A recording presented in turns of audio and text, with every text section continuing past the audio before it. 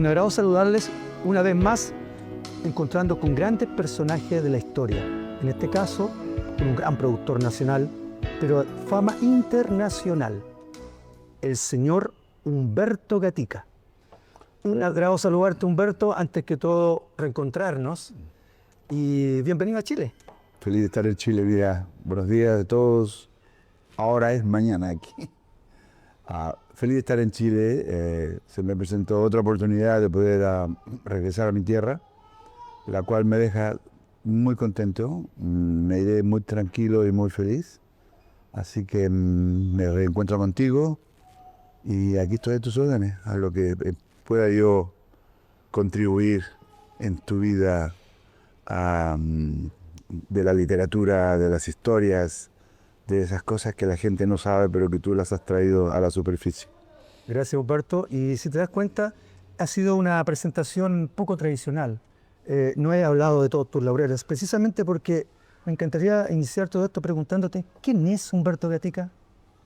Humberto Gatica es el personaje nacido en la ciudad de Rancagua en el año 1951, que a la edad, una temprana edad, vamos a decir, perdió la imagen, esa cosa tan bella de una familia que perdí a mi padre a los 10 años, pero luego me acepté la realidad que me presentaba la vida y a la edad de los 16 años se me metió en la cabeza que Humberto Gatica debería apuntar hacia el norte y el norte era Estados Unidos.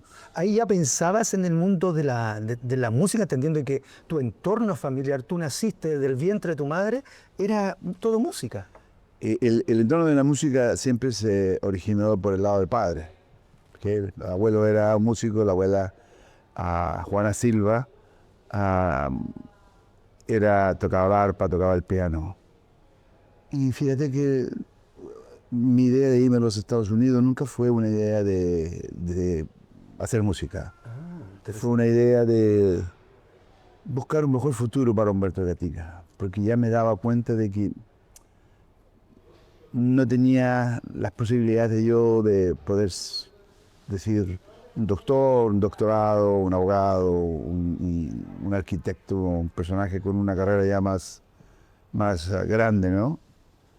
Y algo me impulsaba a que me fuera a Estados Unidos. Y obviamente, pues, a través de ese viaje a los Estados Unidos se ocasionó una oportunidad, la cual eventualmente se realizó. Y fue fue donde yo por primera vez entré a un estudio de graduaciones. O sea, desde muy joven pensaste futuro. Siempre fui de futuro, siempre. Sí. Yo pensaba que iba a ser futbolista, yo pensaba que iba a ser un jugador de fútbol. Mira qué interesante. ¿Y de qué? ¿De la zona? ¿Un equipo de eso? Yo iba a jugar por O'Higgins. Jugué por O'Higgins en las series inferiores. Ajá, ¿y de qué, en qué puesto? Yo tenía una posición que era mediocampista y me gustaba mucho. Y así entre nosotros, de aquí no salen. ¿Cómo en chileno, cómo erais para la pelota? Era re bueno, weón. Bien, jugaba, era un tipo que me preocupaba mucho y jugaba por el colegio, el Liceo de Hombres de Rancagua. Seleccionado era. Jugaba después me metía a un club de barrio, La Estrella. Entonces yo tenía todas esas cosas en mi mente, pero sí, jugué. Te faltaba algo. No sabías qué, pero te faltaba algo. Entonces yo pensaba que el fútbol iba a ser mi futuro. Bueno, mi futuro no fue el fútbol, porque después se me ocurrió esta idea de irme a Estados Unidos. Claro. Yo tenía unos amigos que ya se habían ido a Estados Unidos, pero se habían regresado. Buscando el sueño americano. El sueño americano. Y se dio. Yo creo que el destino me tenía otro plan, y el plan fue irme a Estados Unidos en 1968, en febrero, pero no tenía ni uno. Disculpa, antes que lleguemos a tu gran carrera, a la fama, y todavía en Rancagua, ¿cómo era el niño Humberto Gatica? ¿Cómo le iba en la escuela? Aparte jugaba fútbol, pero ¿cómo era muy desordenado? Claro, interesante. No, era yo un personaje, siempre me lo hacía un tipo muy ordenado, muy prolijo en todas las cosas que yo hacía. Habían etapas donde Humberto Gatica se sentía un poco solo, al no tener mi padre. Claro que sí. Previo a su despedida de este planeta, papá estuvo enfermo. Entonces tampoco tuve a papá en esa oportunidad. Papá estuvo como 4 años que estuvo enfermo y Y la verdad es que nunca se pudo dar un diagnóstico apropiado, ¿no? Y tú sabes cómo son nuestras culturas, ser tan pequeño pues no te da mucha información. Claro que sí. Te dicen, no, hijo, usted vaya a jugar, no, no se preocupe. No. Bueno, eso nunca se me explicó, nunca se me sentó y me dijo, mira, hijo, la situación es la siguiente. Eso nunca aconteció.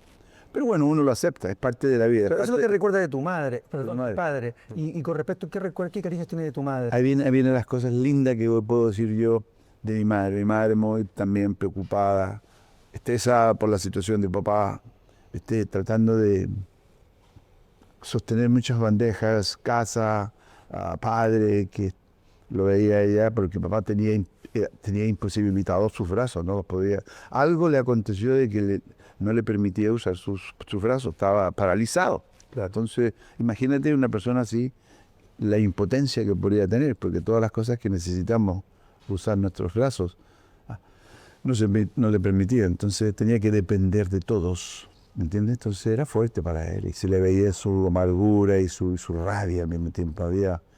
Y eso es la única enfermedad que yo puedo haber notado en mi padre. Pero Humberto Gatica era una persona cariñosa. No tuvo tampoco el cariño que una madre le puede dar a un hijo en situaciones semejantes, porque ella estaba muy absorbida por el problema de papá. Pasó algo muy interesante eventualmente. Mi abuela, madre de Lucho, madre de Humberto, por cierto, Humberto era el mayor de todos los Gatica, y Lucho pues era el menor, ese era el rango. Le dice a mi mamá, ¿por qué no dejas que Humberto se venga a vivir conmigo? Y me fue a vivir con mi abuela. A Rancagua, la distancia eran 20 minutos caminando. Y me fui con la abuela. Buera 670, en la ciudad de Rancagua. Por primera vez ahí yo pude encontrarme con el cariño. Claro. Un cariño que mamá no necesitabas, que necesita, que no me lo daba, no porque no quería, no podía. Claro. Ella estaba 100% absorbida por la situación de papá. Y la abuela fue, por primera vez sentí la palabra que alguien me quería. Entonces igual, hablando de dolores, tiene que haber sido muy, muy complicado el que partieras a Estados Unidos. Claro. A dejar ese cariño también. Ese cariño, entonces ahí yo tenía momentos donde yo me desaparecí en la casa de la abuela, que en ese momento yo la encontraba grandísima, pero al visitarla pues con los años, cuando yo ya estaba en Estados Unidos y regresaba acá a Chile y yo arrancaba, miraba yo los lugares donde yo me escondía. Había lugares que yo me escondía en la casa y jugaba a los indios y a los, ¿viste? Hacía mis películas de cowboy, de indios y cowboys y toda esa cosa. Y imagínate la imaginación de un niño, ¿no? Claro. Muchas veces después llegó otro primo a vivir ahí, pero sentí una pequeña injusticia, en cierto sentido, en un sentido malo, a donde ese primo, que ya estudiaba y era un poco más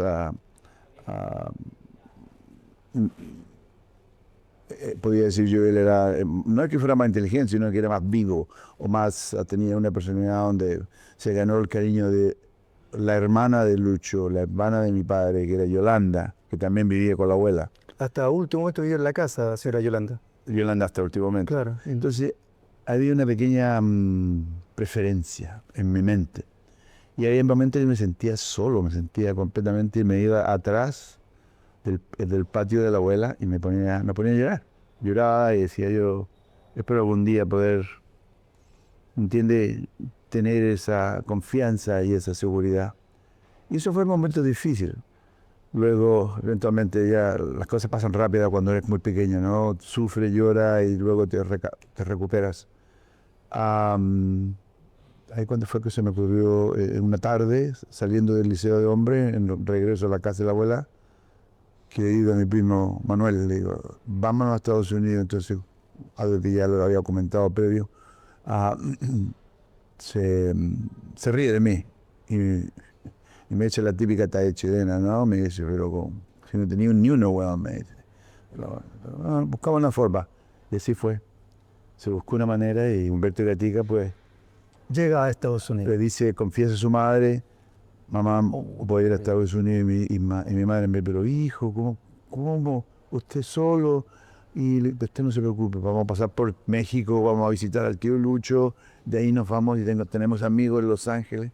Imagínate, en ese tiempo no existía nada de comunicación, de teléfono, nada, era Una aventura. un adiós de la casa y espero escuchar pronto de usted cuando esté allá. Y así fue otra etapa muy ¿Te interesante. recuerdas cómo fueron tus primeras semanas? Un joven sin dinero, como dices tú, ¿en qué pudieron trabajar? ¿En qué Claro. oficio? Porque ¿cómo se sobrevive Allá en no- extranjera? Claro, conectamos con unos amigos que nos dieron la oportunidad de quedarnos con ellos en apartamentos pequeños donde dormíamos en el piso donde estaba una pequeña televisión. Y nuestra meta era encontrar trabajo lo más pronto posible, en lo que fuera. Entonces se presentaron una cantidad de sugerencias, ¿no? Aeropuertos, hoteles, car wash, ¿Y cómo era tu inglés? horrible. Horrible. Ya. No existía, o sea, era... Partíamos cojos, dije. Partíamos completamente del nudo a la izquierda. Era completamente algo que... Pero uno se escondía detrás de amigos que ya daban un poquito, entonces pues no... La idea era conseguir un trabajo donde tú hicieras... ¿Y qué conseguiste?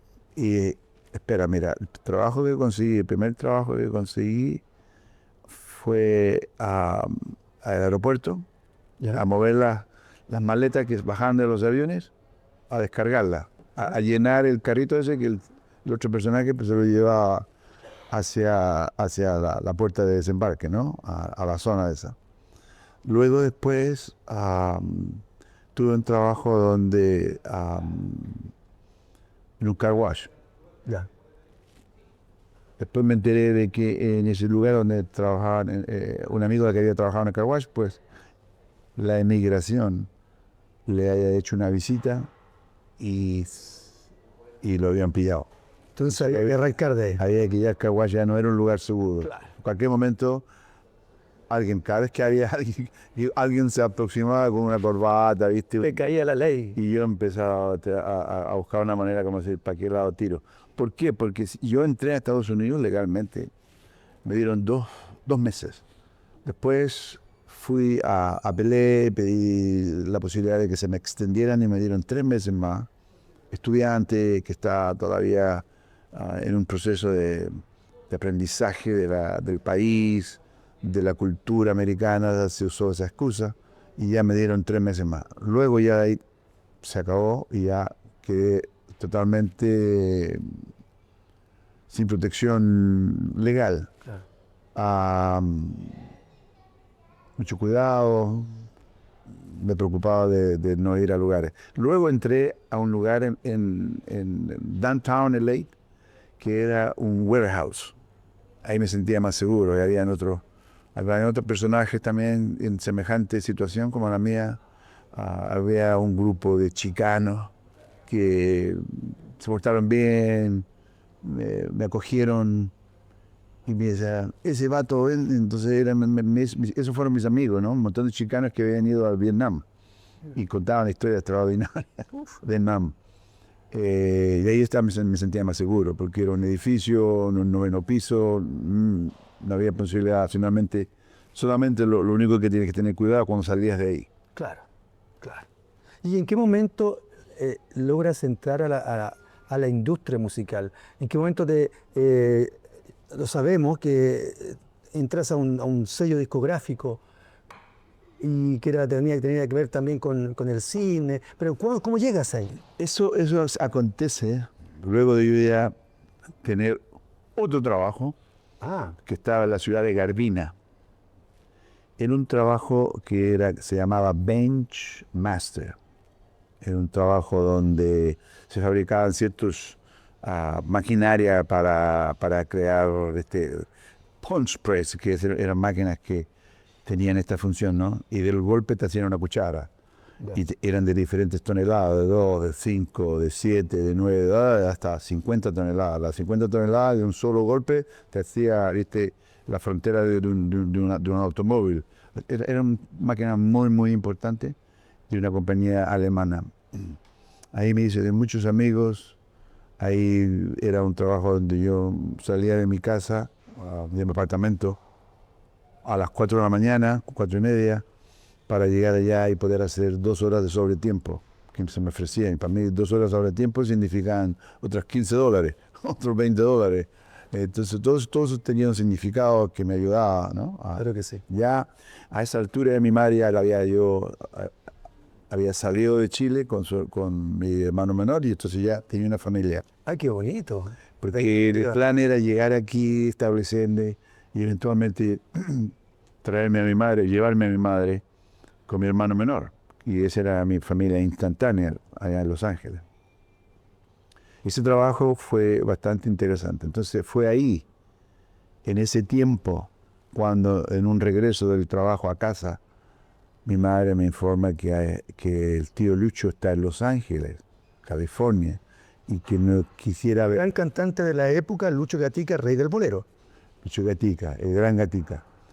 Y entonces eso fue muy interesante y al mismo tiempo fue un poco temeroso, ¿no? Un poco, digo, o sea, bueno, fui a ver al tío, me dejó un teléfono, lo llamo, me dice dónde él se estaba localizado y fui a visitarle. Y imagínate, llegué yo al hotel Beverly Hilton Hotel en Beverly Hills. Algo topísimo. Claro, yo nunca he estado en un hotel semejante, ¿viste? Yo vivía en el downtown y iba a trabajar a lugares de otra serie, en zonas, en ciudades de otro nivel. Así que bueno, baja el tío y me saluda y me dice típico, ¿no? Muy típico la forma que él se expresa. Dice, mijito, me dice, ¿cómo está? Cuénteme, ¿cómo está? ¿Cómo le ha ido? Entonces digo, tío, no, me ha ido mal, fíjese, tengo trabajo. Ya a esa altura yo tenía 2 trabajos. Ya tenía el de la ciudad de Gardina y estacionaba carros en la noche. En la calle, famosa calle, ¿cómo se llama? En Los Ángeles, donde están todos los restaurantes. La Ciénega. En la Ciénega estaban todos los restaurantes que te podía decir más. Entonces yo estacionaba carros. Me había contratado un peruano. En ese tiempo todas ¿cómo se llama? Las concesiones las tenían los peruanos. Era muy típico eso, divertido. Bueno, entonces me dice, ¿usted tiene carro? Le digo, sí, tengo carro. Entonces me dice que me pide si lo puedo llevar a visitar a un gran amigo que tenía él, un amigo puertorriqueño, que le quería mucho y que era su hermano, porque Lucho tenía muchos hermanos por todo el mundo, tenía muchos familiares, era muy querido. También, claro. La gente siempre le brindaba, Luchito, ¿qué es aquí? Luchito, no, aquí está el carro, aquí está mi chofer. El tipo que tenía una amistad muy extensa que yo creo que la vida, los amigos son más importantes de que otras cosas, viste, materiales. Y así fue, lo llevé a este lugar. Este lugar estaba ubicado en la calle Fairfax, no muy lejos del hotel. Me bajo con él y caminamos así porque buscamos un estacionamiento muy cerca de la localidad, de la dirección que él me había dado. Y llegamos ahí, estaba la recepcionista y le dice, soy Lucho Gatica, vengo a ver el Val Valentín se llamaba el señor. Y si dice, sí, señor Mr. Gatica, sí, he's waiting for you. Y yo le digo, tío, había un sillón ahí, yo le digo, no se preocupe, yo lo espero que me diga, ok, perfecto. Y él entra y fueron 5 minutos que se encontró con este señor y salió.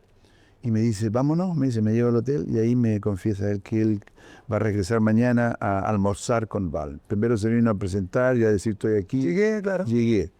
Y así fue. Me dice, usted si quiere me recoge, si puede. Digo, sí, tío, yo lo recojo. Y así fue. Lo recogí, fuimos a comer. El señor muy simpático, hablaba español, todo era perfecto. Con un acento, ¿no?, puertorriqueño. O sea, disculpa, ¿había como una intención escondida del tío Lucho como para empezar a meterte en ese círculo? Yo creo que no, era toda una coincidencia. Fue una cosa así muy... Se dio. Un asiento. Claro, fíjate que se dio.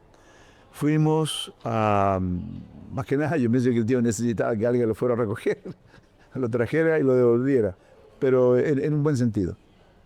Y me dice, usted venga conmigo, vamos. Y cruzamos la calle, porque el lugar estaba muy cerca del estudio, era pasos, media cuadra. Y durante el proceso de almuerzo, él le dice, Val, mi sobrino, que ya me lo había presentado y todo, y Val me decía, así que, tú eres chileno también, ¿y cuándo llegaste? Y le di toda la información de mi vida, ¿no? Como un personaje que ya vivía en Los Ángeles, California. Y ahí donde Lucho le dice, tú dices que mi sobrino puede ver el estudio. ¿Podrías tú darle la oportunidad? Porque él nunca en su vida ha estado en el estudio y es gatica, le gusta la música. Ya Lucho, desde la primera visita que fue a ver a Val, en regreso al hotel me dijo, ¿usted sabe lo que hace ahí? No, yo no tengo idea. Ahí él me confiesa que es un estudio de grabación, ahí van los artistas, ahí se graba, y ahí se genera lo que después sale en un disco, y ahí está la música. Y él me decía, sí, yo grababa no en estudios no tan sofisticados como ese, yo grababa en otros lugares, grababa en México, grababa en Cuba, y éramos todos al mismo tiempo, todo el mundo estaba organizado, y ahí había que ponerse las pilas para hacer las grabaciones y hacer un disco en un día. Claro. Eso es básicamente. Eso es porque hay eso. Claro, hacían disco en un día, te tomaban un break, comían algo y seguían y se acababa. Habían 10 canciones, 11 canciones. Se acabó. Sí, tío, yo feliz, me encantaría. Y Val dice, sí, fíjate, no, yo pienso que no hay problema. Y ahí fue cuando, luego después de almuerzo, fuimos al frente, regresamos al estudio y... Disculpa, entendiendo tu fascinante carrera, ¿qué pasa contigo cuando entras a ese estudio y ves ese vidrio, todas esas perillas? ¿Sentiste esa conexión? ¿Te impactó? Eso fue bastante fuerte en el sentido, me impresioné mucho de eso. Y siempre lo asociaba como a la cabina de un avión, que entras ahí cuando vas saliendo del avión y miras para adentro, así, sapeando así, y ves todos los botones y las cosas y los personajes ahí, ¿no? Que fueron los que nos transportaron. Regresamos al estudio, por primera vez entro al edificio, y Val, de este momento me dice, déjame estar seguro de que no vamos a interrumpir a nadie, que te graban. es un respeto, claro, o que esté alguien, cuando un artista en un estudio, pues el estudio es de él. Él tiene que autorizar y dejas entrar al dueño del estudio. Mira, tú no puedes abrir la puerta y decir, oye, ¿cómo estás? Porque, espérate, estamos conversando y estamos haciendo algo. Había mucho respeto.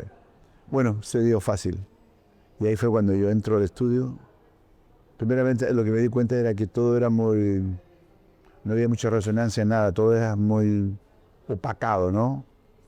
Como que el proceso acústico que tiene, aunque sea cuando ya caminaba por el pasillo, hacia el estudio, hacia la pieza. Me fijaba en todo yo, Abrió la puerta y cuando yo entré a la cabina, entré por detrás. O sea, aquí está la consola, aquí está el personaje, allá hay un vidrio, allá está el estudio, allá están los músicos, separados, ¿no? Yo entré por una puerta de aquí atrás, entonces la primera impresión es que yo vi todo al mismo tiempo. No fue por el lado que vi los equipos, y después vi toda esa película y digo, wow, y estaba muy bien iluminado, porque se aproximaba una grabación ya ese día, y ahí fue cuando dije yo, wow, este es mi lugar. Encontré un lugar donde quiero estar todo el tiempo que sea necesario para poder, no sé, conseguir venir a trabajar aquí, y ahí me sentí bien protegido, ¿no? Claro que sí. Bueno, yo estaba en un proceso que no estaba 100% legal. Por eso fue que me casé muy, muy pronto, me casé rápido, que fue así. Déjame salirme un poco del pentagrama para que tengas esa información. Ahí fue donde yo conocí a una vecina y me enamoré de ella, que era una cubanita, Maritza, y viniendo de una cultura donde la gente relativamente, pues a veces forma una familia a una edad muy temprana, no me pareció extraño de que, no sé, ella no quería perderme a mí, ni yo quería perderla a ella, y optamos por casarnos. Me casé a los 19 años. Jovencito. Yo tenía 18. Lo único que me acuerdo cuando le pedí la mano al padre, o sea, lo hice todo muy Con el cortés. tiempo, pues. Le digo, don Héctor, quiero que sepa que yo le quiero mucho y estoy muy enamorado de su hija. Y le pido a usted que me conceda la mano de su hija porque me gustaría formar una familia con ella. Y el cubanito me mira y me dice, wow, me dice, es una petición grande, pero es mi hija y eso yo no lo puedo, él ya me conocía y me tenía afecto. Lo único que le pido que termine sus estudios secundarios, me dijo. Lo único que era que terminara, digo, don Héctor, mire, este proceso lo podemos hacer. Yo, si necesite un año ella que sigue viviendo en su casa con sus padres, con el ritmo normal que llevaba, podemos consolidar ese matrimonio porque la idea es de que yo y ellos entendieron muy bien, porque ellos llegaron a este país también a través de España, llegaron a Estados Unidos a través de España y también tuvieron que hacer un proceso para legalizarse, Claro. para obtener lo que se llamaba la tarjeta verde, the green card. Y después la obtuvieron y entonces entendió eso y nos casamos. Nos casamos muy lindo, la iglesia, vestido blanco, luna de miel, todo muy chévere, todo muy bonito. Y así fue.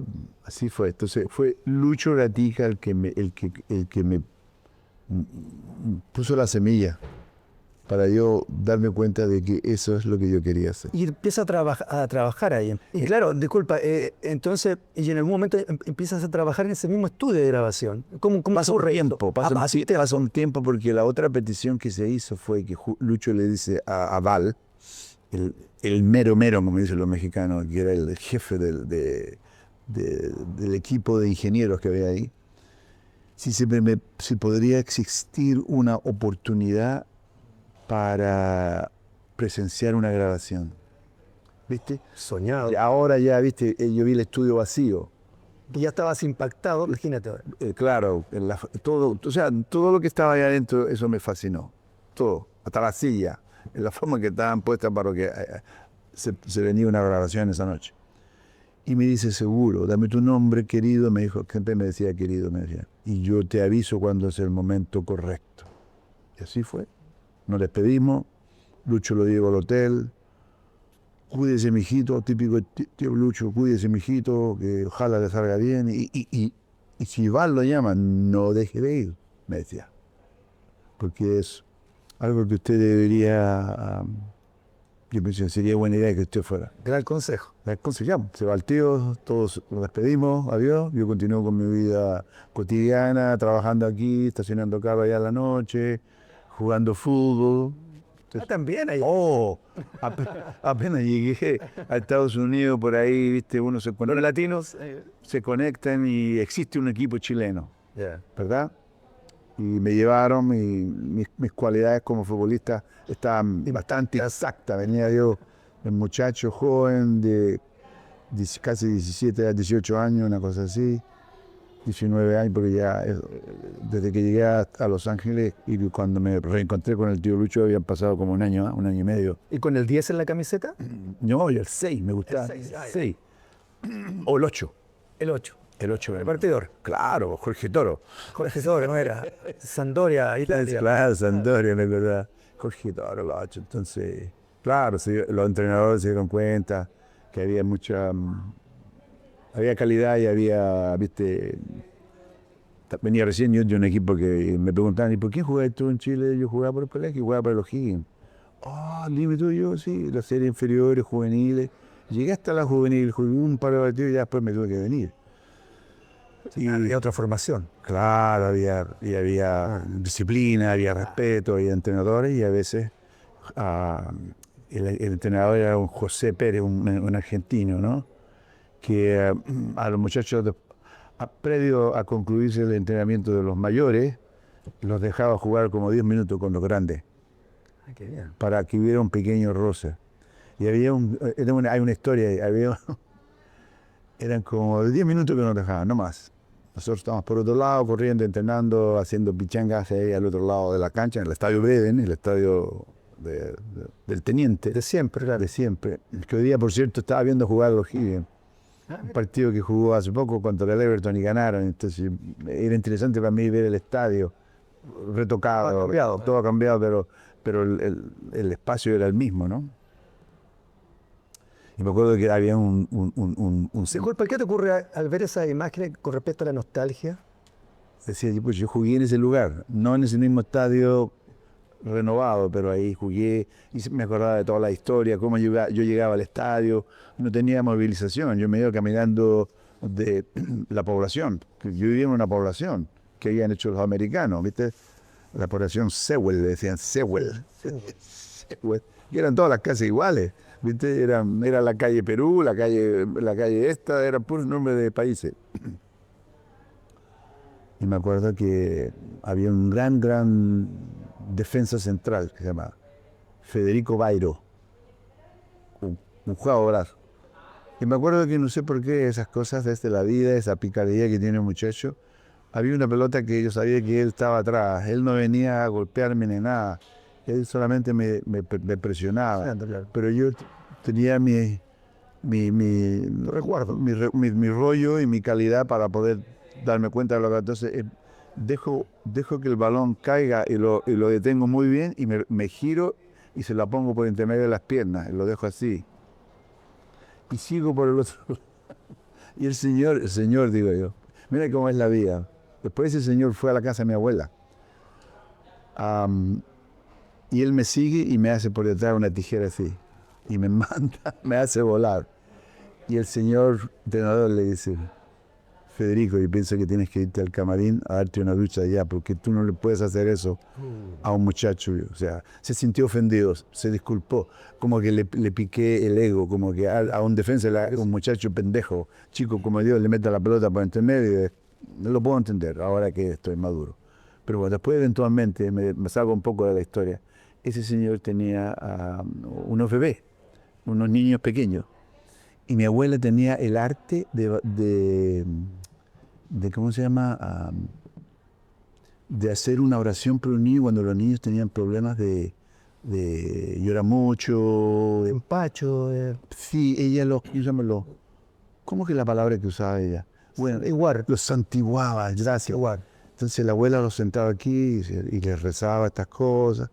Y los niños, o si alguien le decía, el mal de ojo. El mal de ojo. En nuestro Chile decían, por eso que mi padre nunca quería que cuando nosotros habíamos nacido, que nadie nos viera. Que nadie vayan a pegar, no sé, claro, no salíamos nunca. Mi mamá dice, tu papá no quería que salieran de la casa hasta que tuvieran 3 meses. Y si alguien venía, nada, mira, aquí está el bebé, lo quiere tomar, nada, eso, mi papá, cero. Humberto, volvamos a donde empiezas a trabajar, cuando entras al estudio de grabación. El sello, ¿cómo el nombre? Ese tiempo era de la Metro Goldwyn Mayer, MGM que le decíamos. Claro. Había un departamento discográfico. En aquel tiempo tenía un departamento. Y había artistas bastante interesantes. Estaba Sammy Davis Jr., estaba Steve Lawrence, estaban gente del mundo del country que habían ahí. Había un presidente que era muy joven, muy político, se llamaba Mike Kerr, que era como el niño prodigio, ¿no? Buena pinta, todo muy político, muy derechista. Y ahí entonces pues habían artistas que nosotros describíamos como de bubblegum music, ¿no? Los teen idols, los bonitos de 15, 14 años, 16 años, que cantaban y las muchachas se volvían locas y compraban muchos discos, ¿me entiendes? Estaba Sean Cassidy, David Cassidy, estaba Donny Osmond, The Osmond Brothers, estaba Debbie Boone, bella, muchacha bella que cantaba. Había un éxito muy grande, ¿no? You light up my life, you give me hope, que fue un exitazo. En ese momento ahí estaba toda la música de bubblegum y todo ese tipo de personajes. Bueno, el tiempo pasa, desde que yo vi a Lucho, desde que se me introduce por primera vez a un estudio de grabación, y ya, Lucho regresa a México, me imagino. Humberto Castilla sigue con su vida cotidiana, sigue con su trabajo, estacionando carros, jugando fútbol, viste, todas las cosas que se hacen Y consigue trabajo en el sello. Aún no sé nada porque el personaje me pide que le deje mi teléfono y él me va a llamar cuando se presente la oportunidad de hacer una grabación. Pasó un mes, pasaron semanas, un mes y medio, y yo regresando de Gardina, porque es un viaje a mi casa, era un viaje como de media hora, Ya. ¿viste? Por el camino a San Pedro, para allá, por esos freeways por allá, ¿no? Muy congestionado a la hora 5 de la tarde. Y yo digo, este señor nunca me llamó.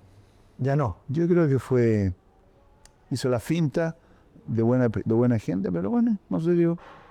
Y me olvidé. Y llegando a casa, un día me dice mi mamá, hijo, dígame mamá, ¿qué pasó? Lo anda buscando un señor simpático, agradable, se llama Val.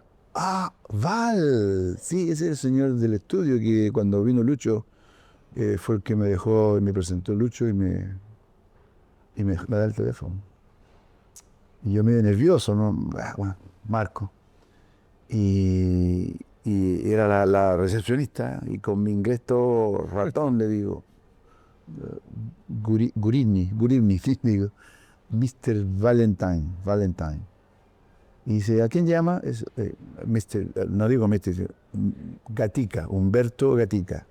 Entonces ella registró ya que esa fue la persona que vino a saludar al tío. Claro. Y me dice, querido, ¿cómo estás? No, me dice, no me he olvidado, nunca me olvidé. Solamente que siempre busqué el momento apropiado para invitarte a una grabación. Esta semana, este era como un martes que él se contacta conmigo y me dice, esta semana jueves, ¿tienes tiempo? Bueno, yo digo que sí, inmediatamente, aunque tuviera que cancelar ir a estacionar el carro. Le digo, ¿y podéis ir por mí a estacionar el carro? Sí, yo, definitivamente yo. Y me dice, quiero que estés en el estudio a las 7 de la noche, por favor. Si puedes un poquito antes. Bueno, yo llegué como a las 6:30, un poquito pasada, tampoco quería llegarme temprano para no molestar. Entonces llegué al estudio, la muchacha me identifica, me hace pasar, me dice, Val te quiere ver en la oficina. Ya entro ahí, a la oficina. Y me dice, querido, ¿cómo estás? Me dice, que solamente quiero darte un consejo. Quiero que te hagas invisible, o sea, que todo el mundo sabe quién eres. Era un tipo muy organizado, Val, no era un tipo que te invita al estudio, te dice, ahí está, y después este señor que trabaja ahí dice, bueno, ¿y quién es este tipo? Entonces hay que explicarle muchas cosas. Todos saben que eres un familiar de una persona muy querida, un hermano mío chileno que se llama Lucho Gatica. Así que nadie te va a ver raro, nadie te va a mirar como, ¿qué haces tú aquí?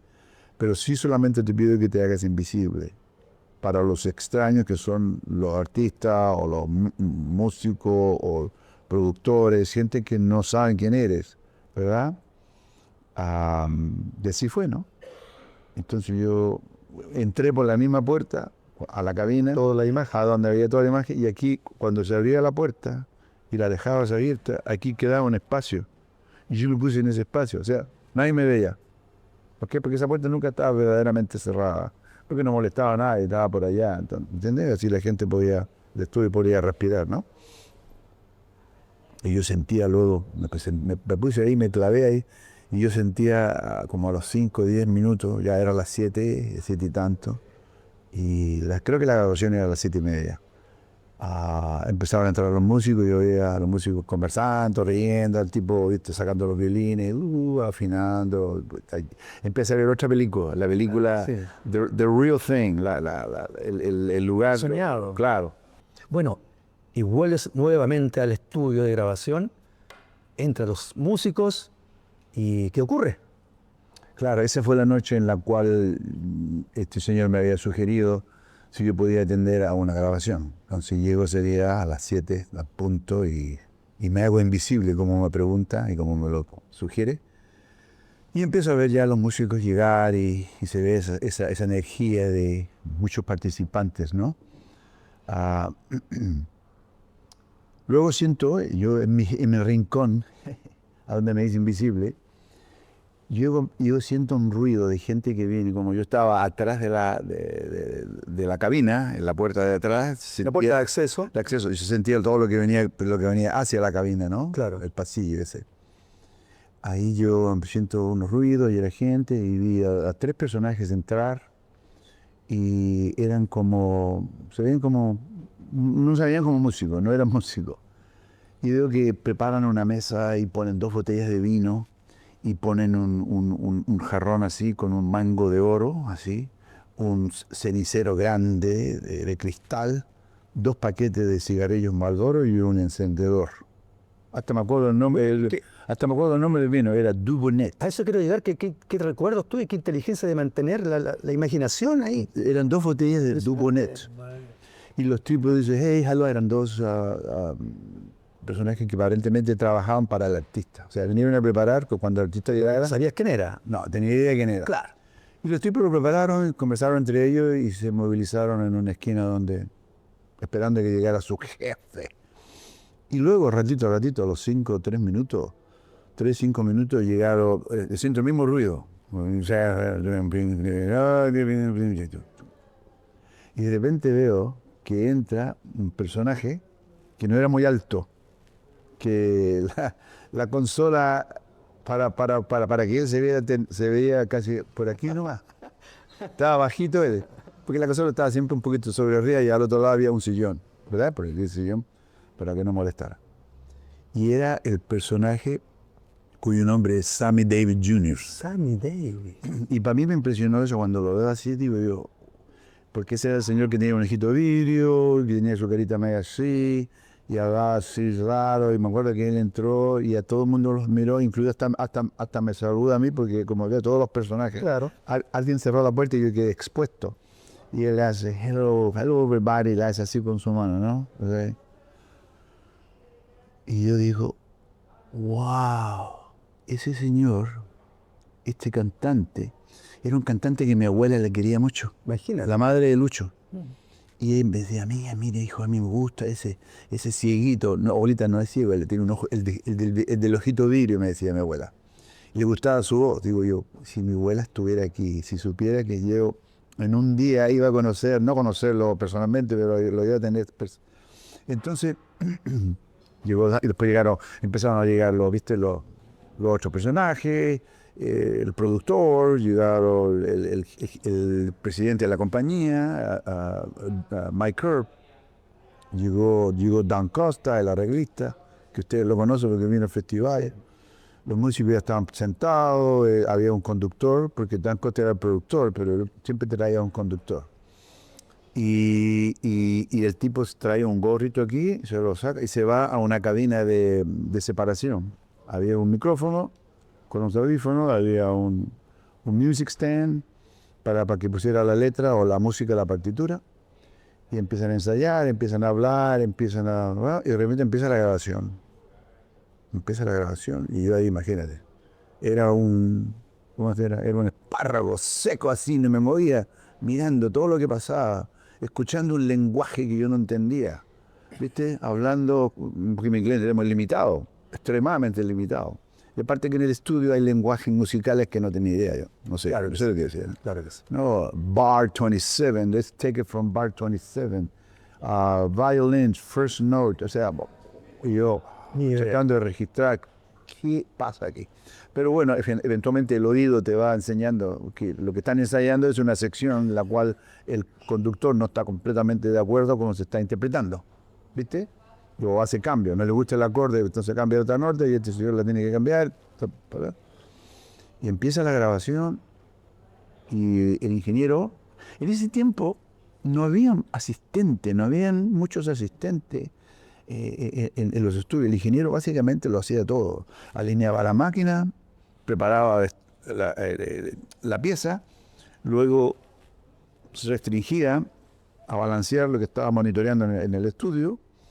Y si había un problema de audífono, pues él lo buscaba, lo corregía, le daba.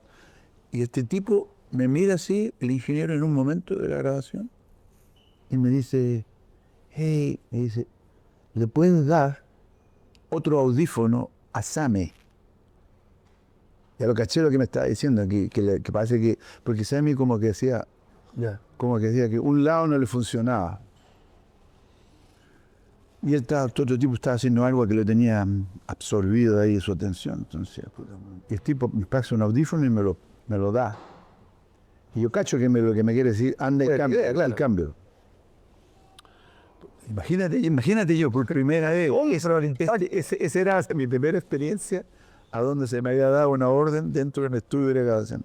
Lo tomo súper cool, paso por detrás, muy tranquilo, no me vaya a tropezar y que vaya a cagarle, vaya a pasar. Me entendí, se cayó, cabrón, se cayó, me puta, y a todo.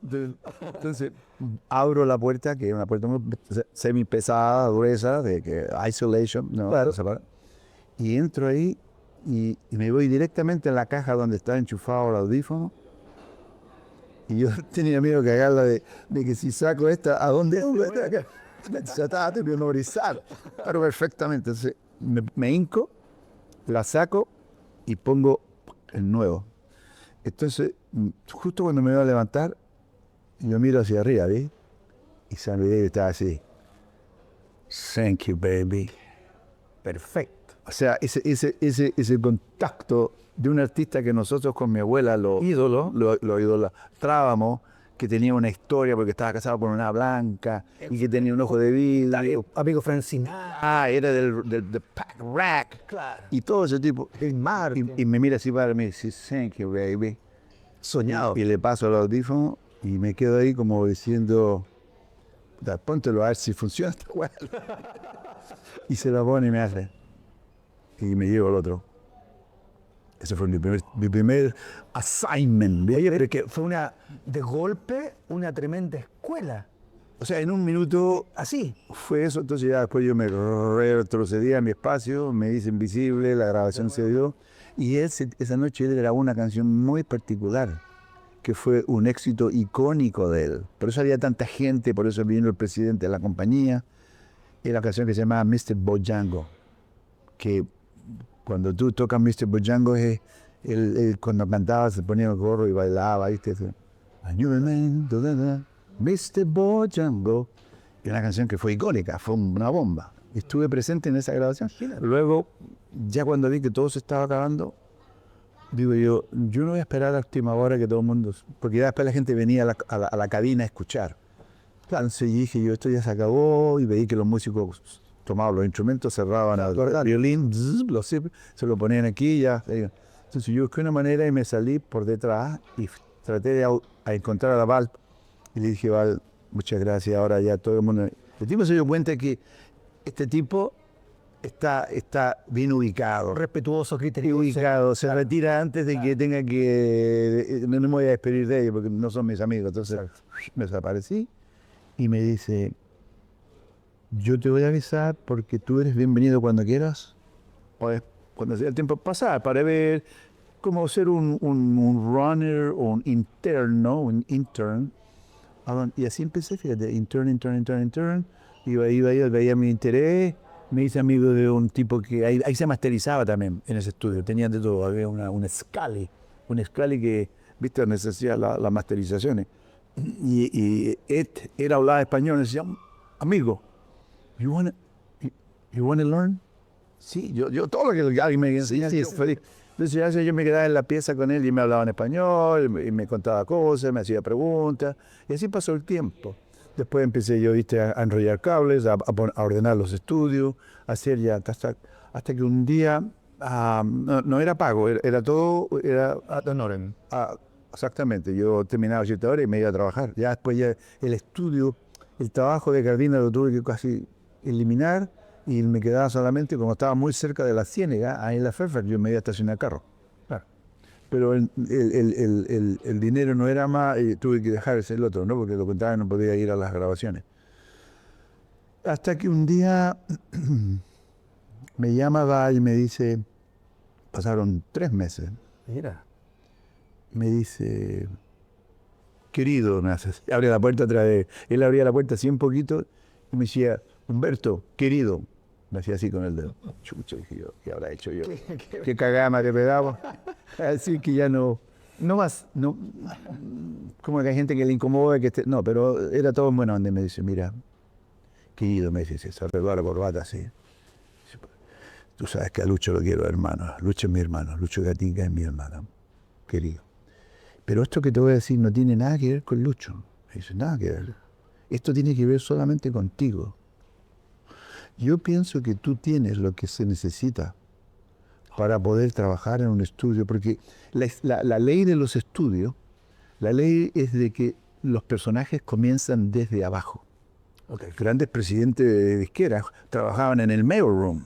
Disculpa que te haga la interrupción, precisamente años atrás, antes de que estuviéramos juntos nuevamente acá en el 2019, o fuiste jurado del festival, años atrás también me contaste que lo estamos planteando con respecto a la resiliencia, el ejemplo de lo que se pudiera lograr con respecto a este señor que lo ha logrado todo, pero tal como nos cuenta, desde abajo, desde la fuerza, desde el empuje, desde el coraje, la vocación, la pasión, que inclusive limpiabas baños, me contaste.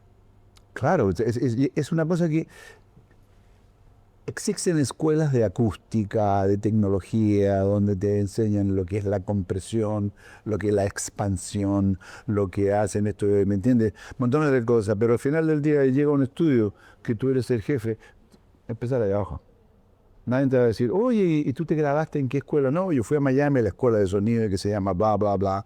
Ah, mira, te ofrecimos un trabajo, ahora quiero que seas el asistente de este señor. No existe eso. Te tienes que ganar. Claro. Pero eso es mundial, ¿eh? Eso es en todos los... Yo he estado en estudios, yo creo que en mucha parte en el mundo, en diferentes países, grandes estudios, y esa es la filosofía. You got to start from the bottom. ¿Okay? Nadie llega a ser, ¿viste?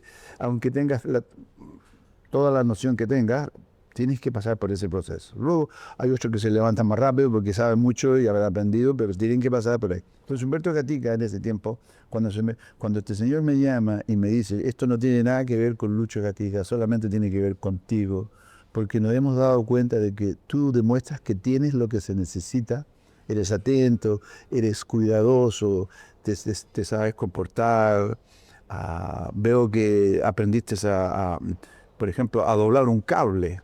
Lo tienes que doblar de una manera muy particular, porque si no lo doblas de esa manera, el cable eventualmente, al transcurso de los años, pues adentro del cablecito se rompe. Entonces el micrófono ya no funciona. Entonces, ¿qué pasa? Haces una grabación, hay 40 músicos y de repente el tipo dice, oye, este micrófono no funciona. El ingeniero dice, anda a cambiar el micrófono y tienes que ir a cambiarlo por entre medio de todos los músicos y tienes que tener cuidado que no le pegas una patada al violín. O sea, eliminas todas esas cosas. ¿Okay? En momentos críticos así, porque en momentos críticos, cuando hay muchos músicos, la atención es súper, ¿ok? Tienes que tener cuidado que no seas brusco y medio bruto, que pase por un lado le pegas Y esa sensibilidad la tenías. Yo la tenía, ¿viste? Claro. Y había que tener mucho respeto a los músicos. A un día le toqué el cello a un tipo y me pegó una mirada como diciendo... Le toqué el cello, pero de una forma muy simple. Y me dice, hey, you gotta be careful with it. Entonces, si eso lo tomas a mal, todo eso te afecta. Claro que sí. Me dice, entonces, todos me preguntan aquí que por qué no te contrato para que trabajes en el estudio como un asistente, un tipo que puede hacer muchas cosas. Genial. Y digo yo, me quedo perplejo. Claro, dice, ¿cuánto ganas tú? Me dice. O sea, perdona que te pregunte, querido. Yo digo, vale, 350, estaciono carro, trabajo acá, $400. Estamos hablando casi 45, 50 años. $400, ¿viste? Más o menos no era malo, ¿viste? Y me dice, yo te voy a dar a ti $670, voy a justificar. Chucha, casi el doble. Yo le digo, me dice, no, me dice, eso es mínimo, eventualmente eso se va a ser. No, yo no estoy reclamando, estoy presionado, manera de 350, 400 a 600 días son. Bueno, eso me va a ayudar mucho a mí y a mi familia, y que era mi madre y mi hermano, esa era mi familia. Claro. Y así fue, me dio el trabajo, empecé, entonces todavía Humberto Gatica era el tipo, lo más sucio de todo eran los jazzistas. Mira. Eran los más sucios, los brothermen. Los brothers tenían las cosas que... era increíble. Entonces, ¿por qué había muchos jazzistas que venían a grabar de vez en cuando? Porque el sello de la Metro Goldwyn Mayer se heredó a un sello de independiente que se llamaba Verve. Verve, ahí estaban todos los grandes street jazzers. La creme de la creme, ¿viste? Ella Fitzgerald, Duke Ellington, Oscar Peterson, Joe Path, todos, estaban todos, Ray Brown, estaba lo mejor. Entonces, ¿cómo se juntaban esos personajes ahí? Había un suizo, Norm Grant se llamaba, un suizo que tenía un temperamento bastante interesante. Norm Grant era el único personaje que agarraba el teléfono y te llamaba y tú estabas en Alemania, y tú estabas en París, y este otro señor estaba en Norwegian, estaba en Noruega, y le decía, el día tanto, necesito que se junten en el estudio de MGM Record, porque vamos a hacer otro disco para ver. Y llegaban todos. Entonces él buscaba un día, claro, era consciente que buscaba una fecha que les pudiera conseguir a todos. Y entonces llegaban todos estos personajes, ¿viste? Y los discos se hacían de una manera muy particular. A él le gustaba ese estudio y a él le gustaba X ingeniero que trabajaba ahí. Y yo hacía yo era el asistente de este tipo, yo hacía los setups y todo. Y al final de la noche, después, ¿viste? Durante el proceso de la grabación muchas veces, tengo una anécdota muy bonita. Val se queda esa noche tarde para presenciar una grabación. Imagínate, los pianos estaban así. Entonces, uno era Duke Ellington, imagínate, Duke Ellington, y el otro era Oscar Peterson. O sea, estamos hablando, aquí está Picasso y aquí está Monet, bueno, aquí están comiendo y están haciendo un dibujo. Y tocaba a los tipos, los jazzistas siempre son muy cómicos, tocan y te cuentan historias. Y dice, ¿te acuerdas esa noche en París? Que fui, y llegaron las minas esas y todo, y tú, that was good, man, y empezaban, y los otros, tocaba estos compases, el otro agarraba, una cosa extraordinaria. El otro jazzista por allá tocando el bajo y contando la historia, ¿viste? Era una cosa impresionante, ¿ok? Val me dice, querido, si pudieras ir al frente y traer un six-pack de Coca-Cola para Mr. Duke Ellington. Yo todavía no conocía a Duke Ellington, yo todavía vengo de Rancagua, bueno, yo no sé quién es Duke Ellington, pero yo digo, seguro, perfecto, Val. Y voy al frente a donde fuimos a almorzar, que se llama Two Guys from Italy. Fuimos ahí, entro ahí, le digo al tipo, six-pack of Coca-Cola 6, le decía yo. En mi inglés estaba, no decía six-pack, Coca-Cola 6, ahí me cachó el tiro. Y me la llevo. Y me la pongo en un bolsito, nada, llevo al estudio, y me dice, anda y se la das a Duke Ellington. ¿Quién de todo esto? Mi mano, ¿quién es Duke Ellington? Bueno, yo no tenía esa delantera, todo del mismo color. Entonces, no me dice, llévasela al pianista que está ahí, me dice, no, llévasela a Duke Ellington. Él no tenía idea que yo no sabía. Claro. Se le escapó, o sea, lo hizo muy inconscientemente. Yo le daba el paquete de Coca-Cola así, ya. Siempre ahí, y pasaba bajito, no gritaba. Aquí estaba tocando la guitarra mi compadre y yo decía, Duke Ellington. Y como este me miraba y no me daba pelota, entender estos huevos 9. Después pasaba por el otro lado, Duke, y el tipo me miraba y decía, este otro huevo tampoco. El baterista y el Val me cacha de la consola, me está cachando quedando así, ando como un pollo equivocado, no me por ahí, ¿viste cómo caminan los pollos así? Le he contado esa historia a yo, que buena, muy buena. Y viene Vale y me dice, me agarra de aquí, me dice, querido, ven conmigo. Y me llevan del piano. Entonces yo veo a un señor que tiene los lentes así, bueno, así están los lentes. Y chuche, digo, puta que tiene los dedos largos.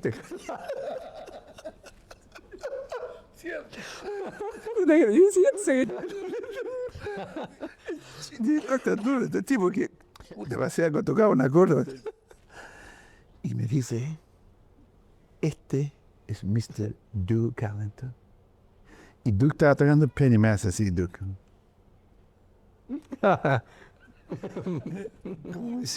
Y se la pongo ahí justo en el tablerito, al lado ahora, y me dice, thank you, man. Tenía un cigarro que le colgaba. Imagínate. Thank you, man.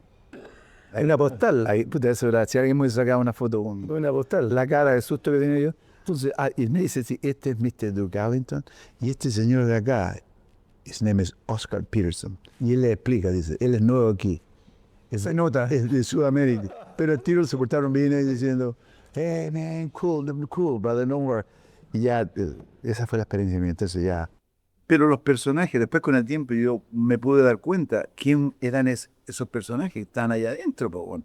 Si esos eran los verdaderos jazzistas, esos son ¿viste? Los pioneros, los verdaderos. ¿Viste? Chuta, en un lugar había una señora que estaba a la misma pieza que pusieron a San Miguel, cuando yo ya, ¿viste? Ya estaba relacionado yo con el estudio, conocía todo. Y había una señora que tenía unos lentes grandes, así, bien grandes, y tenía la música puesta en un music stand, ¿me entiendes? Y las letras, weón, pues, la era así. No veía casi nada. No, pues sí, ella tenía diabetes, tenía una diabetes que le había perjudicado su visión. Esa era la Ella Fitzgerald. Ahí estaba la Ella Fitzgerald, muy tranquilita, esperando que le dieran el cue, ¿no? Para hacer right, ese era. Chuchi, después digo, ese era. Después veo que hay un tipo que de alguna manera yo estaba arreglando algo y cuando miro perdía, lo veo. Había un tipo que cuando tocaba la trompeta no estaba apuntando para adelante, la trompeta apuntaba para allá arriba, weón. Y el weón tocaba y tenía así una. Parecía rana, weón. Ese era Dizzy Gillespie, weón. Imagínate. Dizzy Gillespie, porque te acuerdas que su trompeta de alguna manera no era normal. La tenía, no sé por qué el weón parece que tenía complejo de inferioridad, que entonces la ponía para arriba. No sé, no volar en la cabeza al otro. Claro, entonces yo creo que él la hizo para pensar que era otra resonancia. Bueno, y me acuerdo que el tipo. Porque también yo lo estaba haciendo algo que lo hice mirar. Pero ahí está Ray Brown, que era el esposo que en el tiempo se casó con de Ella Fitzgerald, ¿viste? Un bajista que jugaba. Y siempre haciendo broma y talla. Pero esa pieza estaba llena de los A-players. Las estrellas. A-player. Entonces este era el único personaje que los traía. Era un tipo tosco, duro, pero era un tipo que los quería mucho. Entonces los tipos venían, ¿por qué? Porque si te llamaban a ti, que te parecía Joe Pass. Joe Pass era el guitarrista, ¿te acuerdas? Que era un jazzista de la puta madre. Y me acuerdo que esos tipos, donde quiera que estuviera, aunque tú tuvieras un trabajo, lo tendrías que posponer o cancelar, porque cuando llegabas aquí, el tipo te pagaba muy bien. Te pagaban los vuelos. El tipo era millonario, era un suizo, muy amigo de ¿cómo se llama? De Picasso. Un gran amigo de Picasso. Entonces Val, una historia pequeña, Val un día fue a Suiza, a Montreux, y esos tipos vivían como viste, como unos pequeños castillos, como unos lugares grandes, ¿viste? Y Val me cuenta que un día él fue allá y estuvo en la casa de él, con músicos y todo, y que le pregunta a alguien dónde puede ir al baño, y el tipo le dice, mira, por ese pasillo para allá, la línea de izquierda. Pero el bar se pierde, y entra en una pieza como los pasa todo en cuando, y prende la luz, y de repente a lo mejor, ¿viste? No tiene nada que ver. Y dice que cuando enciende la luz, es una pieza grande, así como la mitad de esto sería, y por la forma que lo describió, lleno de Picassos, todos Picasso, dije, grandes de verdad, chistes, era íntimo amigo, entonces Picasso a los amigos siempre le daba regalas. Si estamos conversando aquí, él está haciendo un arte de frente, que lo regala, una servilleta, Picasso, mira, un plato. Entonces, ese era el roce, el rollo de ese tipo. Pero, Humberto, hablando de roces, te quiero llevar. Tú has trabajado con las grandes estrellas de la canción. Cher, Barbra Streisand, Michael Jackson, Michael Bublé. Pero hay un momento muy emotivo que ocurrió precisamente el año pasado. Juegos Olímpicos París 2024. ¿Qué sentiste cuando aparece Celine Dion, la gran artista a nivel mundial, pero también tu amiga? ¿Qué pasó ahí con Humberto Gatica? En ese momento, cuando primeramente, lo más triste es cuando nos enteramos todos de que Celine sufría de una enfermedad muy extraña, muy inusual, que no era algo común, que era uno en un millón. Claro. Fue triste. Después se hizo un documental donde ella se ve teniendo mejorada. un episodio de la. Pero había fragmentos de ese episodio que yo ya las conocí. Había pasado antes, donde ella se sentía como que su voz no le salía y se tenía que encoger. Es más, hicimos una canción después que se murió su marido que se llamaba Sobrevivir, y esa canción, para cantarla, hubo un momento en que hubo una nota donde ella no pudo estar parada y cantar la nota. Se tuvo que coger así, le tuve que poner el micrófono casi en la rodilla para que pudiera ejecutar esa nota y usarla. Y eso fue bastante fuerte, bastante triste. Se retira, cancela. Y Celine Dion tiene una situación compleja, bastante, que como que en otras palabras, she will never perform again, ya nunca más va a entrar a un escenario y poder, porque la enfermedad es de extremo peligro, ¿no? Eran como calambres a nivel gigantesco, que los músculos se tensionaban, y imagínense, en la mitad de un show se le comprime el cuerpo y se le comprime, y le comprime los pulmones y muere asfixiado.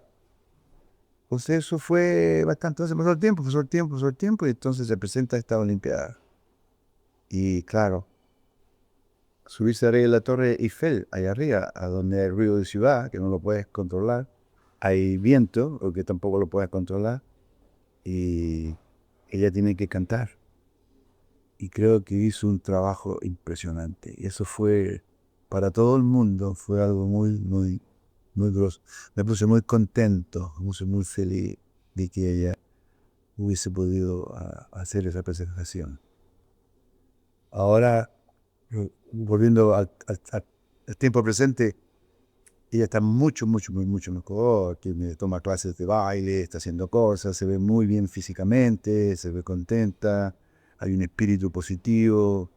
Al personaje de la compañía disquera de la Sony la fue a visitar porque va a participar en un documental de Barbra Streisand, y Barbra Streisand pide que ella quiere que esté Celine en su documental. Entonces Celine necesita información que no se recuerda. Cuando nos conocimos por primera vez, ¿qué fue lo que hicimos para poder ella expresar? Entonces mi amigo fue y le dio como un recuento de todo lo que ha pasado con la amistad entre ellas dos. Después hicimos un disco juntos que se llamaba Tell Him, ¿no? Una canción muy bonita que es la historia de una madre ya que ha pasado por la etapa de su hija, donde ha vivido el amor, la pasión, la decepción.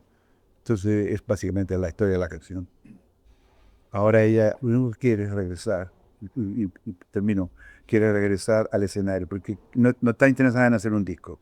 El disco lo puede hacer, Claro que sí. pero Y tiene su amigo. ¿de qué vale, de qué vale hacer un disco si no puede actuar? Entonces para ella el escenario es vida. Y que el día que ella pueda subirse a un escenario y hacer un show de 1 hora 45 y al final sentirse un poquito cansada, pero bien, Lo ves. ella ahora vamos a hablar del disco porque eso la va a promover a ella para bla, bla, bla. Te quiero llevar a otro personaje, pero no con respecto a la música, eso se sabe. Es con respecto a Michael Jackson, cómo era el ser humano. Tú lo viste en otro momento, lo conocías desde otro prisma. ¿Cómo era el señor Jackson?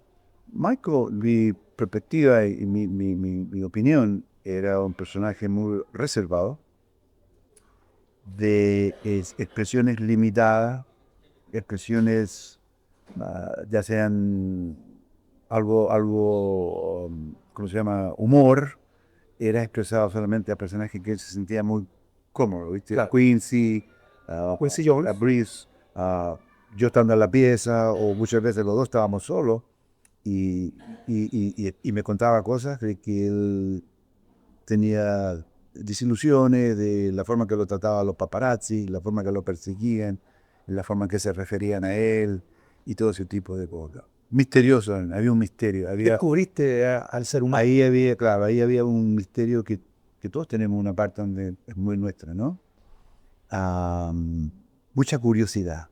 Él siempre quería aprender. Todo le ocasionaba. Si yo decía, mira, esta cosa cuando yo la uso así, porque si la uso así, a ver, léeme no.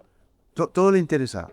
Entonces entiendo que no era tan fácil trabajar con él, porque es tan curioso. Interesante pregunta. ¿Cómo te la respondo para que tenga sentido? No era fácil. Mm. Un tipo que tenía una alta expectativa, Por eso, muy alta. Por eso es que él se codeaba y trabajaba con personajes que eran, con los mejores. que tenía. Entonces, humildemente te digo, Por lo menos. yo me sentí más. Él me dedica tengo un CD que él me lo dedica y me dice, Privilegiado sería la palabra. privilegiado, Claro, privilegiado, claro que sí, tiene toda razón, privilegiado. privilegiado. Y él siempre que entraba al estudio, pues se acercaba hacia mí y me daba un abrazo, lo abrazábamos. No era Porque es muchas veces él entraba al estudio cuando la gente que él conocía, pero tampoco, él decía, hi, hi. Mantenía la distancia. Así, viste, así con la mano, que tenía una mano grande. Hi. Y conmigo yo por ahí, y él caminaba, no es que yo voy de fuera, oh Michael, how are you? No, él se aproximaba y le decía, yo decía, hay que comer un poquito, compadre, voy a estudiar el libro pesco. Estamos delgaditos. Y le digo yo, sí, ahí, sí, yo. Michael usaría confianza y intimidad, admiración, respeto. Él traía a los bebés, cuando Prince estaba pequeñito, lo traía al estudio. Que él a veces llegaba al estudio a las 11 de la noche, con el bebé en los brazos, quería escuchar algo, entonces él decía, dame el bebé, porque él tocaba la música extremadamente fuerte, y se apoyaba en la consola, así de mirar, y si sacaba el bebé, me iba para afuera, dejaba la puerta abierta al estudio, pero estaba yo afuera en el pasillo, con el bebé, le tapaba con el pecho, le tapaba un oído, y con la otra mano le tapaba el otro. Porque... Claro. Pero ese era Michael Jackson, siempre pensando, tú siempre sabías que él algo tenía en su mente. Y cuando algo no le gustaba, él no te decía, yo no me gusta, no creo que no. Te decía, no, me decía, take your time, tómate tu tiempo, no corras. Eso te quería decir, Claro que sí. lo puedes hacer mejor. Criterioso. Claro, o nunca te interrumpía. Hay productores o artistas que estás trabajando y dicen, hey, can I talk to you for a second? Hey, tú estás concentrado una vez y para. Le dice al asistente, para, ya, mira. No, él te ponía papelito que decía, Mira. I love the magic, keep going. Chucha, te inspiraba, ¿no? Y lo pescaba el papelito. Y después te hacía ir porque te lo dejaba y se iba. Y si lo cachabas yendo, o todavía seguía. O sea, ahora ese papelito que decía, love the magic, keep going, ya no lo veía de casa 2 días más. Entonces, por eso las grabaciones de Michael Jackson, todos los proyectos de Michael Jackson, se tomaban un tiempo muy grande, lo cual tenía un precio. Claro. O sea, tú como dueño de estudio, si lo que yo estaba haciendo podía hacerlo en 3 días, pero Michael decía, take your time, y necesito 3 días más porque él no va a venir al estudio a escucharlo. Y si él no lo escucha, pues yo no puedo irme para la casa, porque puede llegar esa noche, puede llegar, ¿me entiendes? Puede llegar en la mañana al día siguiente. Entonces ya el estudio ya no son 3 días, son 6. Y después no son 6, a lo mejor que era, pero al final eso son 7. Entonces él, cuando grababa sus discos, se tomaba todo el complejo, todo, porque así podía caminar de un estudio a otro sin que fuera interrumpido por gente, por extraños. Porque si tú estás trabajando en el B y nosotros en el A y también en el C, si él quiere ir del A al C, tiene que pasar por el B y ahí está el tipo que dice, hey, Michael, can we take a picture, brother? Entonces se molestaba. Usted invadido. No decía nada feo, pero tipo... Se notaba. Entonces no quería... No, era todo él. Humberto, y te traigo a Chile. En la actualidad, ¿qué artistas jóvenes miras con atención, te interesan? ¿O cómo va nuestra cultura musical? Tú que eres el gran productor internacional. Yo pienso que sin duda hay un crecimiento, sin duda, y hay talento que necesita la oportunidad. Yo me he empatado con 2 gente que considero que talentosamente tiene una voz muy talentosa, que solamente requieren definir su camino. Para eso quiero decir yo que tienen que definir su estilo y tienen que definir de alguna manera su voz, definirla. Y no parecerse ni a un Elvis, ni no parecerse a esto, ni a nada, ni no parecerse a una Whitney, y no parecerse a una Celine. Y me voy a referir a 2 personajes que tienen mucho talento. Mucho talento. Hay un personaje que se llama Nico Ruiz. Nico Ruiz, sí, y muy joven por los demás.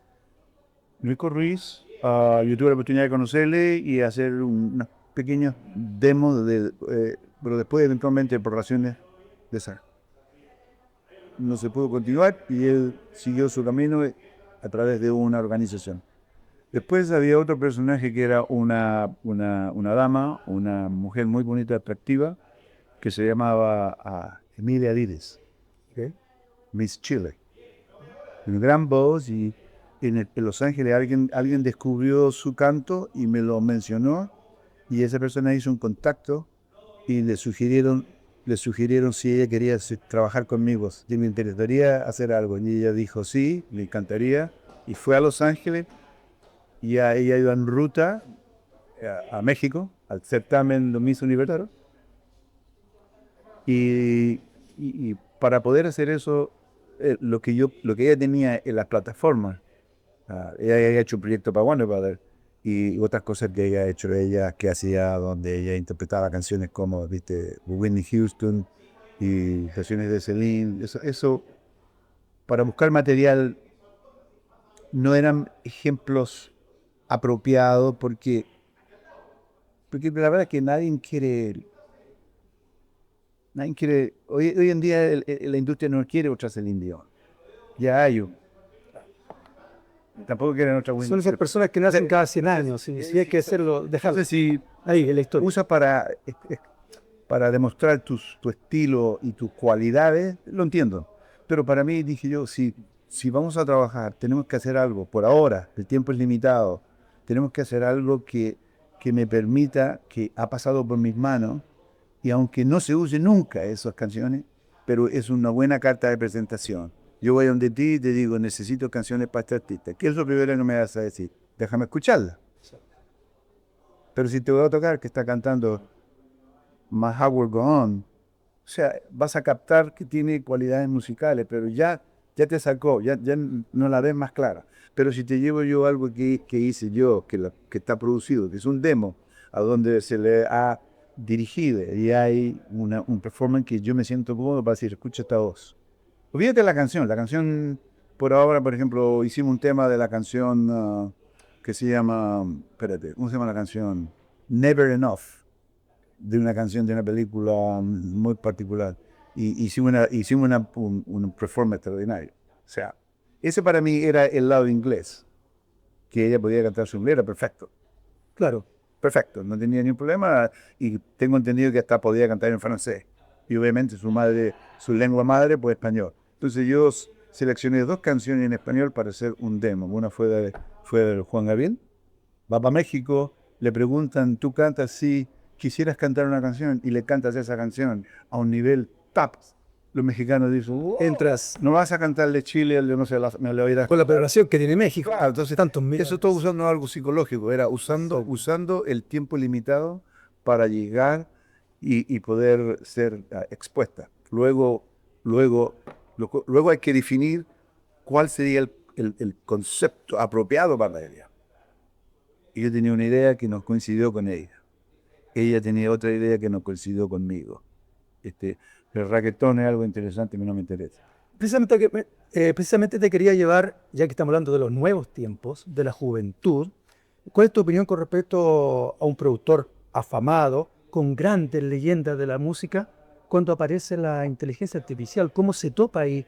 Ahí no hay sentimiento. No sé, ¿qué opinas tú con respecto a eso que está ocurriendo? Bueno, primero es una curiosidad y todo el mundo, viste, wow, lo que se puede hacer, wow, puedo sacar tu voz de tu disco y se la pongo a este señor y lo muevo como que está cantando, o podemos solucionar un problema musical con la inteligencia. Hay una nota que no puede cantar tu artista porque está muy alta y que no te hizo caso, para bajar el registro, ¿me entiendes? Pero hay una nota que es demasiado estresada, entonces no la puedo nunca interpretar. Se hizo lo mejor que pudo, se retoca, se acomoda, viste, lo procesas. La inteligencia, vamos y encontramos una voz que se asemeje el tono y saco esa nota y la nota me la deja perfecta. Se la toco a ti, nunca te enteras. Yo pienso que todo eso. O sea, vamos a hablar de cosas que yo ya he hecho. Emergencia. Luego comienzas a opinar y empiezas a pensar, sí, hoy en día hay un problema de concepto rítmico que no lo tienes claro. Tú estás haciendo algo, lo haces. Ya lo he hecho. No lo he usado, pero lo he hecho. Cuando digo no lo he usado, no ha salido al mercado. Eso lo hace mi panel, es un genio, porque también hay que saber la tecnología, cómo operar eso, ¿no?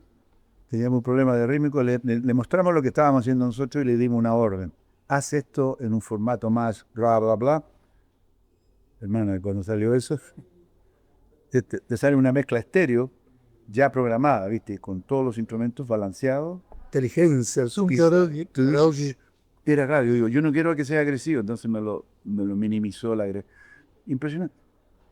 O sea, pudiera ser un aporte para el productor bien usado. Bien usado, pero no abusado. Claro, Creo que es como el Photoshop, claro, lo visual. Claro. Claro, Entonces mucho está bien que te visual, saque un poquito la barbita que te está colgando aquí de una foto buena, o sea, claro. todos tenemos que saque unas manchitas que se ven feas y tú dices, oye, saca, y le hago así nomás, y lo saca. Y con respecto a la juventud también, ¿cuál es tu impresión con lo que ocurre con la música urbana actual, esos grandes artistas que están siendo reconocidos a nivel internacional? Una revista que dice que es mejor que tal artista, que uno mira a ese otro artista y fue una leyenda. ¿Cuál es tu opinión con respecto a la música urbana? El artista del siglo XXI. Claro, Yo pienso que lo único que me puedo relacionar a ese comentario se lo hicieron en referencia a Michael Jackson, exacto. que hay un artista que se llama Bad Bunny y que es el artista del siglo XXI. A lo mejor en números, ciertos números, que a lo mejor son un poquito más que el otro, pero a nivel artístico, el que hace ese comentario debería ser más específico, porque a nivel artístico el que lo hizo está completamente, debería retirarse de la industria, porque no tiene sentido. Yo creo que hasta Bad Bunny se ríe. Si Bad Bunny está en una situación muy personal y muy de confianza, te va a decir, "Oh, bueno". Porque el Bad Bunny es un tipo inteligente, no es un que pueda. Claro. Por eso tiene tanto éxito y de alguna manera. Ahora, yo pienso, y con mucho respeto digo esto, que yo pienso que detrás de todos los artistas, los grandes artistas colombianos de la música actual, urbana, hay otros personajes que lo están usando a ellos. Hay otros intereses. Sí. Entonces, esos intereses son demandados por gente que pone mucho dinero. Exacto. No hay límites de dinero. Ahí hay dinero un poquito extraño. Claro, no hay arte, sino que hay otra No, hay otra intención. intención, claro. Otra intención que también los elites usan para estimular y ¿cómo se llama? Y entretener y usar a las masas. Al oyente, claro. Explícame tú cómo es posible de que, por ejemplo, este señor está administrado por un personaje X, que tiene ese personaje X, tiene un récord, ahí hay mucho dinero, ¿verdad? Como un tipo que hoy en día, donde él quiera que él vaya, y llena, todos los estadios se llenan de una forma inexplicable, explicable y también muy tiempo inexplicable. ¿Por qué? ¿Qué es lo que vamos a ir a ver? ¿Vamos a ir a ver arte? ¿Vamos a ir a ver arte o vamos a ir a ver algo? Entonces, eso es lo que le ha influido a esta juventud, ¿viste? Es porque yo pienso que, en otras palabras, son usados. Claro. ¿Y qué viene en el futuro cercano para Humberto Gatica? ¿Cuál es tu nuevo proyecto? ¿En qué estás trabajando? Estoy terminando lo de Michael. La película ya se hizo. La música de la película está concluida y está entregada y ya pasó por las manos de Humberto Gatica, ahora está en las manos de otros personajes, ¿no? La gente relacionada con el biopic. Y entonces, al salir eso en un formato Atmo, formato surround, que es una experiencia maravillosa, escuchar la música en otra dimensión, todo lo que puedas escuchar de cualquier artista, escuchas cosas que antes nunca pudiste apreciar. Entonces eso le da un toque muy nuevo, le da un toque muy fresco. Entonces, ¿qué estaba haciendo ahora después de la película? ¿Cómo se llama? Todo lo que es relacionado con su catálogo. Okay. Como solista. Entonces viene el disco Thriller, viene el disco Bad, viene el disco Dangerous, viene el disco History, viene el disco Invincible. Todos esos proyectos solamente se quedaron en un formato estéreo. Al salir la película y tú vas y vas a escuchar, viste, Billie Jean o Bad o Thriller, y dices, wow, man. Y con respecto a los artistas, Espera, te preguntas, ¿cómo yo puedo obtener esa música? Entonces yo tengo que remezclarla. Y he tenido que remezclar todos esos. Tú sabes lo que es ponerse detrás de una consola, tratar de recrear lo que hizo Quincy, lo que hizo Michael, lo que aprobó Michael. ¿y qué recuerdos te llegan además? Claro, y eso no fueron mezclas de una hora, son mezclas de días, Claro. y intercambios de opiniones de días, donde Michael Jackson, cuando Michael Jackson hacía un proyecto decía, ya terminamos Back at Finish, Back que se tomó meses y meses para llegar a decir, ya está terminada. Imagínate, ahora viene Humberto Gatica le manda los files originales en un formato digital. Tengo que escuchar y empiezo a recrear. Se requiere bastante confianza que te mete. Oye, hay una pintura que hizo Picasso y tú eres buen artista. Trata de hacerme otra igual, por favor. El color, la profundidad del color, la figura, mier. Pero es tan talentoso que dice, te tomas el challenge. Porque es la única persona que lo puede hacer eres tú. Todo el estado de Michael Jackson, toda la compañía cree que tú puedes, que tú eres la persona indicada. O sea, no se lo hubiesen dado a otro. Claro que sí. Otro talentoso también que tiene los recursos creativos para hacerlo. Bueno, me lo dieron a mí porque primeramente yo trabajé con él. Primeramente trabajé en esas producciones. Y primeramente en mi hogar, en mi estudio que tengo privado, hay una seguridad de que no se va a escapar ni un hard drive y van a salir cosas que ellos quieren que no salgan porque van a interferir con la película. Claro. Y se convierte en un casino de tortera. Entonces, viste, por ejemplo, el miércoles, Dios mediante, viene una persona que toma todas las decisiones creativas en relación a Michael Jackson. Viene del estado de Michael Jackson. Se llama Karen. Karen viene a un estudio a escuchar todas las mezclas Atmos del disco. ¿Viste? Y ahí ella le va a dar el... Disculpa, ¿algo nos quiere decir el productor? Estamos. ¿Cuántos minutos? Uno. Ok, mira, tu cámara, es que mira, entonces los demás Jackson, las mezclas son muy interesantes, hay que ponerse rápido, que sé todo. Entonces yo cuando regrese a Los Ángeles me voy a juntar con ellos, voy a tocar la canción y vamos a llamar al estudio. Las mezclas de Michael Jackson son fantásticas, las de Celine increíbles y espero en el futuro volver a Chile y regresar con ustedes. Clarísimo, ¿ah? Lo entendimos clarísimo. Retrocedan después cuando vean, todo retrocedan la cinta, búscalo más lento. Perfecto. Se dice ping-pong cultural. Frases muy cortas para ir finalizando, pero ya que usted es un señor que juega tenis, hagamos un tenis cultural. Lucho Gatica. El artista chileno más grande de la historia. Quincy Jones. El productor más carismático, con una carisma, con una noción musical y una actitud para poder dirigir a los músicos, productores, a ingenieros. En todos los sentidos de la palabra, un tipo extremadamente respetado y querido. En todos los ambientes. La ciudad chilena de Rancagua. Cuando yo la dejé, estaba linda. Yo podía transitar por la ciudad. Nunca tuve acceso ni en una bicicleta. Yo solo para ir a entrenar al estadio de O'Higgins, pues me iba por la línea del tren y caminaba. Y si quería ir a jugar a otro lugar, tenía que ir cerca del cementerio, que está allá al final.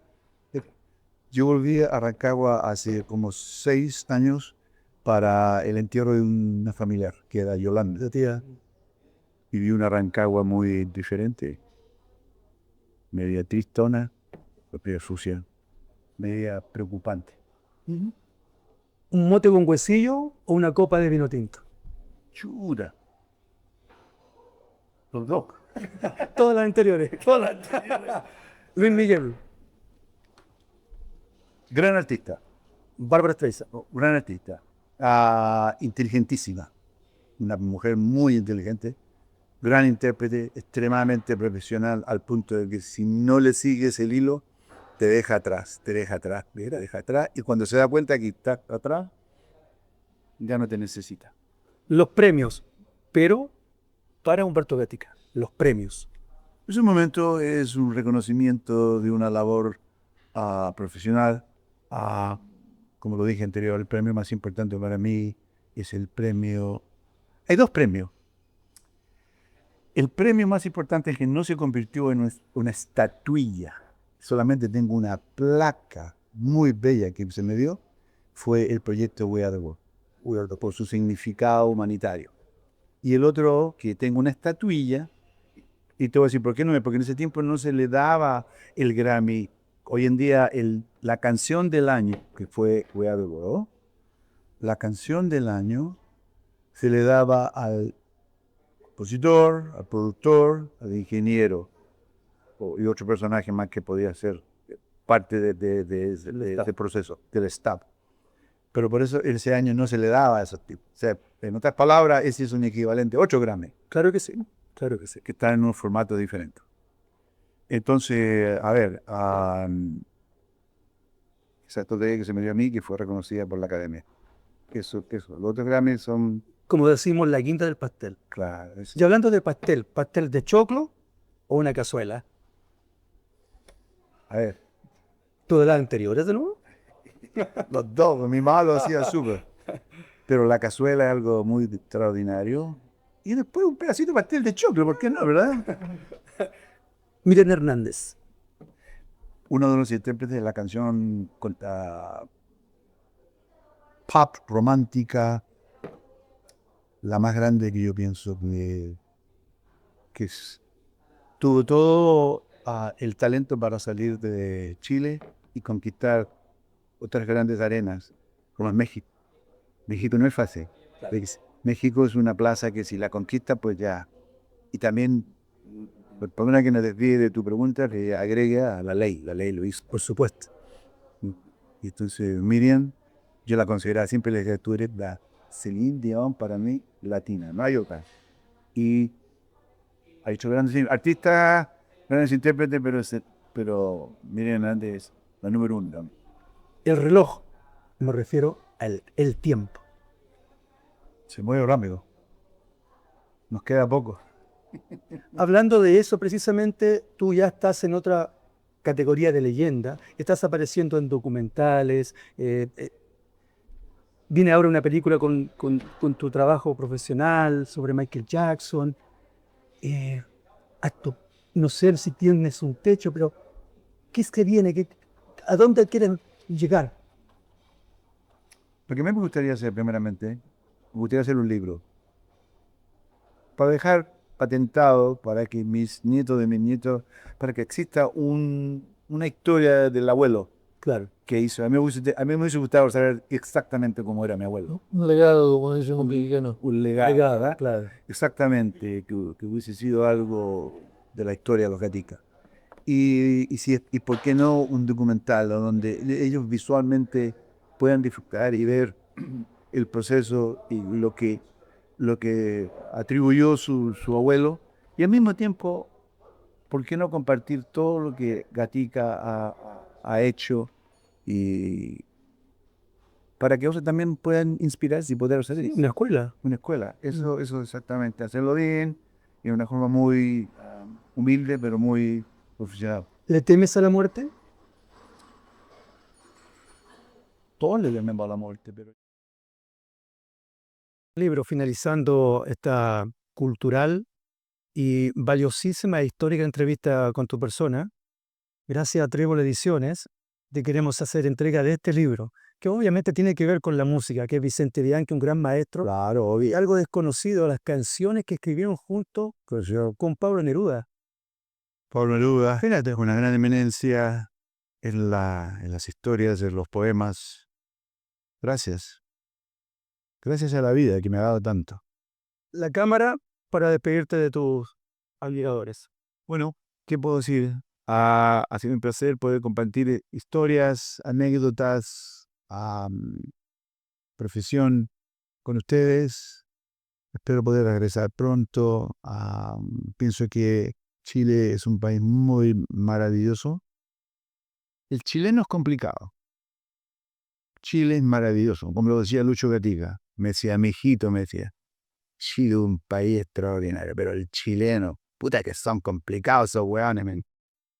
Y la verdad es que el señor Lucho Gatica, que en paz descanse, te tiene toda la razón. Hay excepciones, personajes, grandes amigos, camarógrafos, que me escuchen al Juan dice, este weón está loco. Pero bueno, personajes hay muchos muy lindos, pero en general somos egoístas, ¿no? El chileno es medio egoísta. No cuida, y yo le digo por nada más que no cuida las reliquias, los tesoros chilenos. A veces como que los pasa a llevar y no se da cuenta. Y eso es importante, que le demos crédito a la gente que ha dejado a Chile en un nivel grande. Lucho Gatica fue uno de ellos. Y creo que el cariño que se le dio a Lucho fue bonito, pero puede haber sido mejor. Yo como un chileno que hace 50 años casi que estoy fuera de acá, que aún hablo como chileno, no hablo como un tipo que tengo acento y soy de Chile y nada de esa mierda. Tengo las raíces bien plantadas. Pero me hubiese gustado que ahora, en estos días que he estado acá, en un programa, en un proyecto de la música, sentí cariño, respeto y calor de mucha gente. Por eso es que si alguien me pedía una foto en cualquier situación, pues yo me tomaba el tiempo y lo hacía. Nunca dije, oye, estoy muy cansado, vámonos, mira, ¿qué vamos a hacer? Entonces en ese aspecto sí, pero hay otros grandes personajes, hay gente muy linda que debemos darle el crédito que se merece y demostrarle el cariño que se merecen. Hoy día, esta vez, en este viaje, sentí mucho cariño, así que me voy contento, pero don't forget your people. Muchas gracias, Humberto. El gran Humberto Gatica, Valija Cultural. Un abrazo. Un abrazo. Gracias, hermano. Gracias, compa. ¿Me eché? Sí, ella sí, tiene que ser muy particular. Y me gusta lo que viene de, ¿cómo se llama? De la parte de la región de